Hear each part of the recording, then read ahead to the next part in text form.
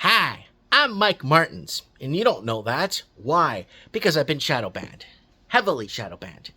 And in today's video, we're going to look at my perspective of the most open freedom of speech platform in existence on the internet today. We'll look at several platforms, and I'll give you guys my antidote or my conclusion or my response to all of this.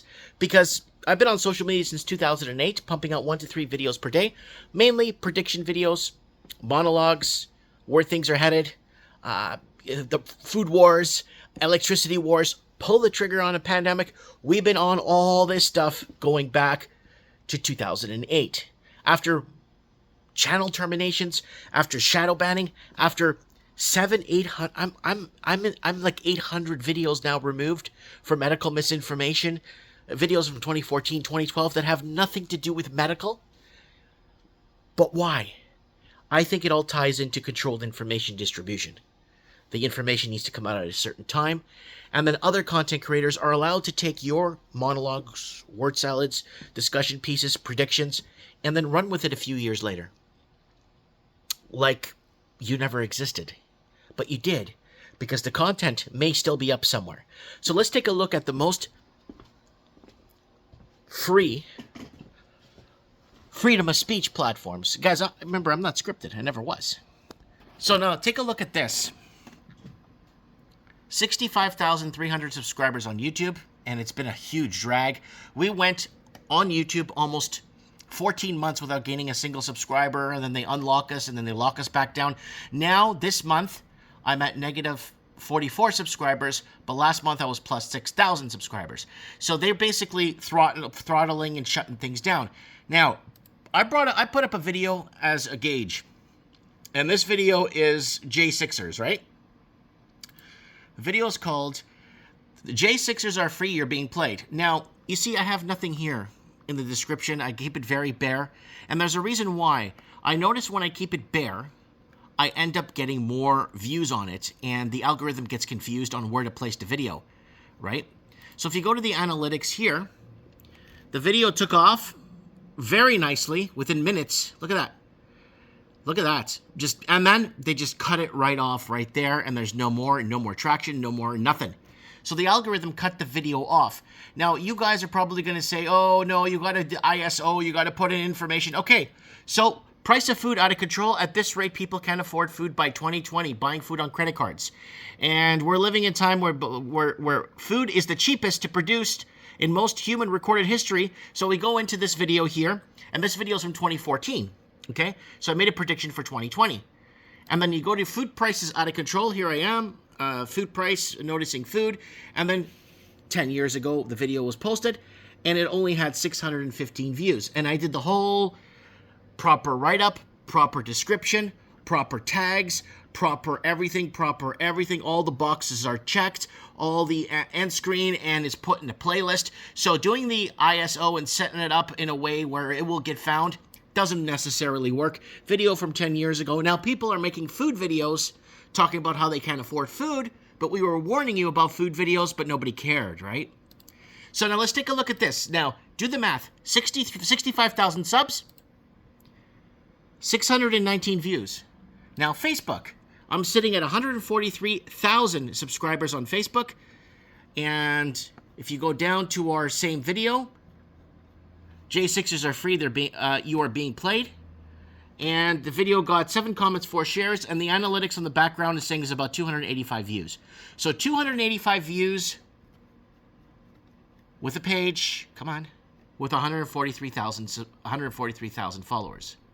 Now let's go to this one, Brighteon. There it is, Brighteon. 417 views with 171 followers. That's it right there. That's your answer. Brighteon is the only page that allows me, when I put something up, it's open. If somebody looks something up, my video shows up. If it comes up under their pics or whatever, I show up. Brighteon. Now, this one is a good example. Operation Warp Speed 2.0. They're showing us their poker hand. 294 views. I think that same video on YouTube got barely 500 views, right? You see where I'm going with this. Imagine on Brighteon, I had 65,000 followers. Imagine, I'd be blowing up the wazoo, because there'll be more engagement, because people will, hey, you subscribe to this guy, here's his video. On YouTube, you subscribe, nobody gets anything. It just goes, yeah, no, this guy, you can't hear what this guy's saying. Now, Brighteon, in my opinion, is it's just the most freest page when it comes to, now, you're going to go into Rumble. Okay, now let me explain how Rumble works. People say, go to Rumble, Mike. We are on Rumble. We've been on Rumble since 2019 or 2020, and we have 2,860 followers. This is where we do Mike in the Night live, and unfortunately, I think we got 11 subscribers last year on the channel, and we're constantly doing our live streams with call-ins from across the Commonwealth, like everyone's doing today. We were doing this since 2014 with trends in the housing market, and then in 2017, 2016, it switched to Mike in the Night, because the whole world was going that way, right? So, unfortunately on Rumble, if you want to get ahead on Rumble, you need to be a Rumble hero. So Rumble heroes show you what's for you, right? I don't subscribe, I don't even know who any of these people are. And then they show you their picks, right? Russell Brand found Jesus in a pancake. So you start to see their picks, who they believe you should watch. There's my history. So I'm going back to old episodes of Mike in the Night, going into, like, rewatching some of the older stuff we were talking about, because now it's being spoken of today. And, yeah, you go through their picks, and then you just go through who they want. So if you're not a Rumble hero, no one will find you, right? And I think I have another page open here. Let me see what this was. Oh, and then you're going to tell me about X. Well, we got permanently banned on X a year ago with our video, How Hamas Got Played, Was the Attacks on Israel by Chance or Perfect Timing? It's a very good video because we specifically talk about a specific point that no one else brings up, right? Unfortunately, a very specific point. If you watch the, you'll be like, I didn't know that. I follow all these people. No one talked about this. But we were. And we were showing you guys how this build-up happened and how Hamas got played and how the whole world's getting played. And there it is, folks. In my opinion, Brighteon, 170 some odd followers. And you know what? At least my message is getting out. People choose to subscribe, they do. But at least the message is getting out and people have the choice to subscribe who they feel they wish to subscribe to. Right? So, oh, get a better thimble for your viewers. That's all garbage.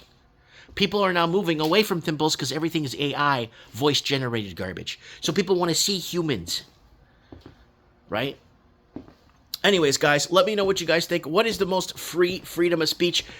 I can't be on X. I got banned. I'm not a Rumble hero, so I'm not growing on Rumble, and I never will grow on Rumble.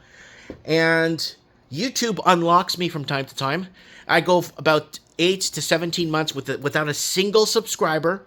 And then for some reason, something happens in the algorithm where they open it up. Then I got 8,000 subscribers a month going for 5-6 months in a row. And then they shut it back down.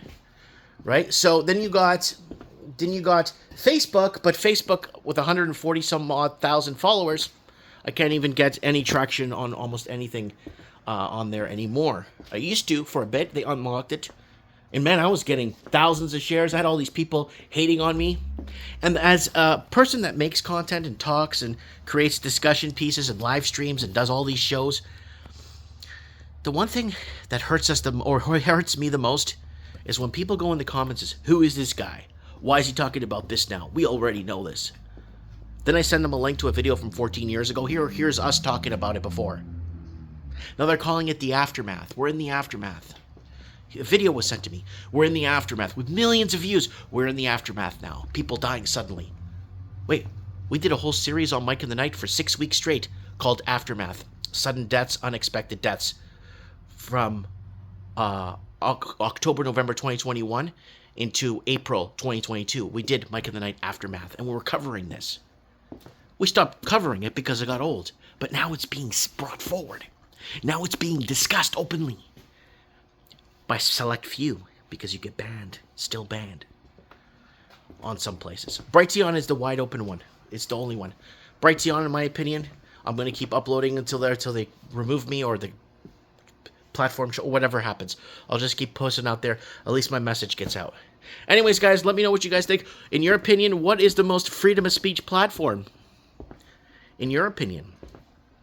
In the comments. I look forward to reading them. I actually read the comments. Mike Martin's here. I've spoken.